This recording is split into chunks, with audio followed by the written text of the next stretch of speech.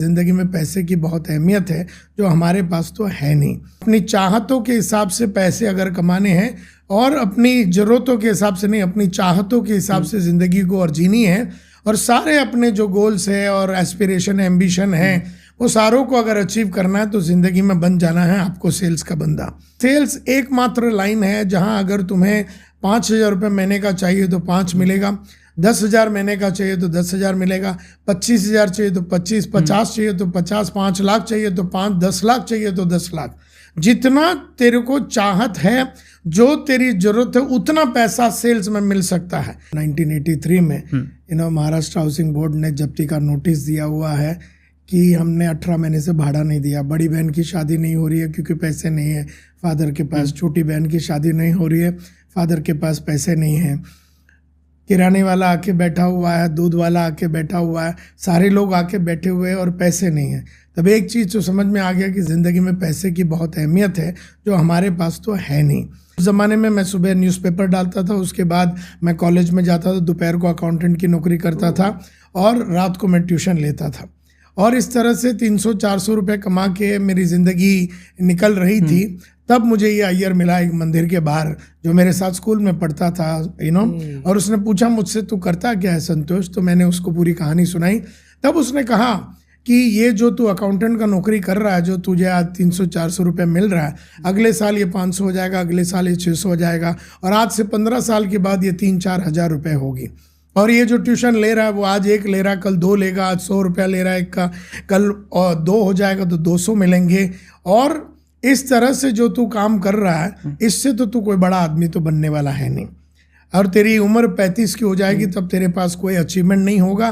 तेरा जो आज का स्ट्रगल है यही स्ट्रगल चलता रहेगा, तू जिंदगी में बड़ा आदमी नहीं बन सकेगा। जब अय्यर ने मुझसे ये कहा, मैंने उससे पूछा कि अब करना क्या, डराता क्यों है साले, हमें ये बताओ कि करना क्या है। तो उसने कहा कि ज़िंदगी बनानी है, नाम बनानी है, अपनी चाहतों के हिसाब से पैसे अगर कमाने हैं और अपनी ज़रूरतों के हिसाब से नहीं, अपनी चाहतों के हिसाब से ज़िंदगी को और जीनी है, और सारे अपने जो गोल्स है और एस्पिरेशन एम्बिशन है वो सारों को अगर अचीव करना है तो ज़िंदगी में बन जाना है आपको सेल्स का बंदा। उसने मुझसे ये भी कहा कि पगार से ज़्यादा इंसेंटिव भी मिल सकता है, ये सेल्स की खास बात है। सेल्स एकमात्र लाइन है जहां अगर तुम्हें 5,000 रुपये महीने का चाहिए तो 5 मिलेगा, 10,000 महीने का चाहिए तो 10,000 मिलेगा, 25,000 चाहिए तो 25, 50 चाहिए तो 50, 5 लाख चाहिए तो 5, 10 लाख चाहिए तो 10 लाख। जितना तेरे को चाहत है, जो तेरी जरूरत है, उतना पैसा सेल्स में मिल सकता है। आज भी ये कहता हूँ कि एक अकाउंटेंट होवे या कोई भी आदमी कोई भी नौकरी करे, नौकरी से सपने पूरे नहीं होते। उस नौकरी में अगर जबरदस्त इनकम है, मल्टीप्लिकेशन ऑफ वेल्थ हो सकता है, इनकम हो सकता है, जैसे सेल्स में हो सकता है।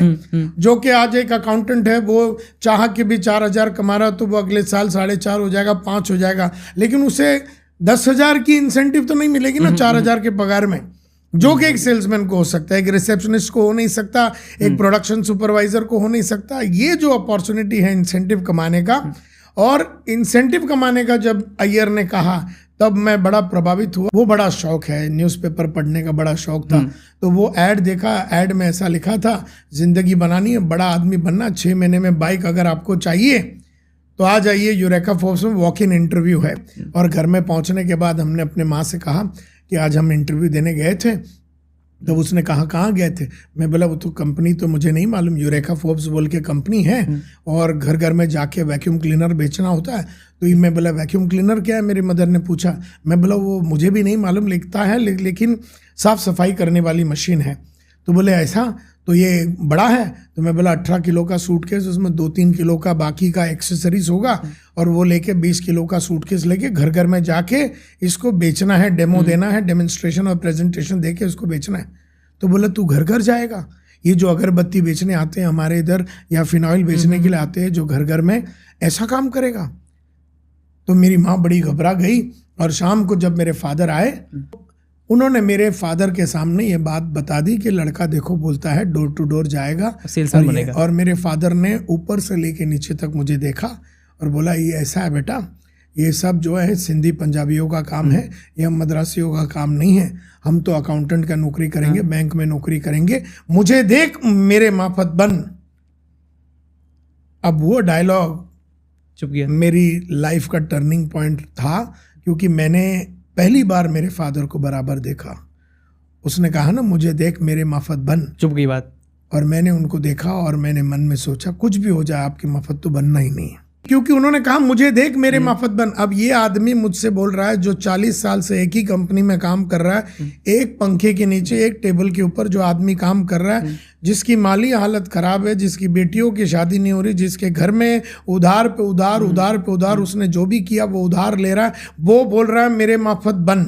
इससे बड़ा मेरे को मोटिवेशनल अंडरस्टैंडिंग ही नहीं हुआ कि इसके माफत तो नहीं बनना है। तब मेरे मन में एक बात बैठ गई कि जो जो मेरे फादर करते थे, जिसमें अच्छी आदतें हैं वो मैं उठाऊंगा, और जो उनमें ऐसी आदतें हैं जिससे वो आगे नहीं बढ़े, जैसे वो बहुत ज्यादा मेहनत नहीं करते थे, या वो LIC के एजेंट भी थे, ये तो मुझे बाद में मालूम पड़ा, तो वो मतलब 5 बजे तक नौकरी करके रात तक LIC एजेंट पार्ट टाइम भी तो कर सकते थे, लेकिन उन्होंने नहीं किया। मतलब अपनी माली हालत को उन्होंने सुधारा नहीं, उधार लेने में बड़े उस्ताद थे।